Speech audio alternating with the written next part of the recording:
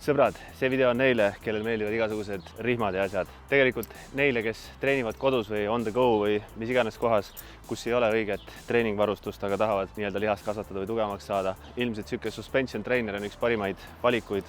Loomulikult on ka reguleeritavad antslid väga hea valik, aga see suspension trainer on üldjuhul odavam ja kompaktsem. Seda saab ka igale poole kaasa võtta, viska kas või autokassi, seljakotti, oma lapse seljakotti, las ta tassib seda, sellepärast et sa pead oma lihaseid säästma, sest sa hakkad trenni tegema. Igatahes, miks see nii hea on? Jällegi ongi see, et see on väga kompaktne ja siin saabki keharaskusega enamus harjutusi siiski teha, aga tänu sellele saad sa keharaskust muuta põhimõtteliselt oma keha asendit muutes ja paljud arvavad, et keharaskusega trenn ei ole efektiivne.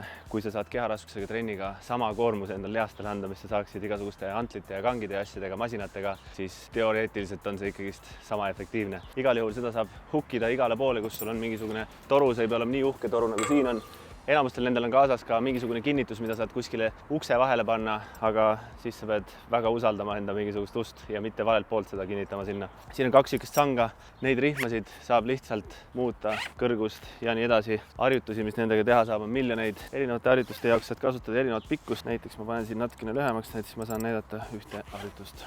Näiteks, kui ma teen neid seljatõmbeid siin sirgete jalgadega maas, siis ilmselt maaga paralleelselt niimoodi olen ma kõige raskem, ehk siis nii on mul ilmselt kõige raskem teha, kui ma laseks nüüd veel veidi madalamale ja tõstaks jalad üles, siis võib-olla muutuks isegi veel raskemaks.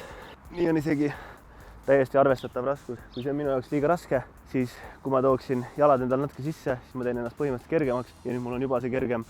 Või siis, kui ma tahan sirgete jalgadega jätkata, siis ma saan lihtsalt keha asendit natukene muuta, kõrgemale tuua ennast niimoodi ja nüüd on see kordades kergem.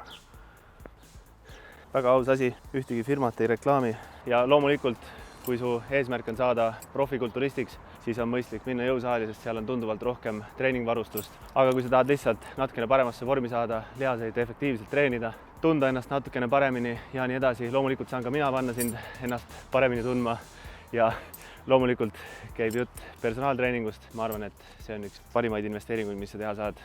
Tähendab, hinna-kvaliteedi suhte poolest on see üks parimaid investeeringuid. Loomulikult väljaspool jõusaali parim investeering, kui plekki on, võiks omale jõusaali koju ehitada. Edu, sõbrad!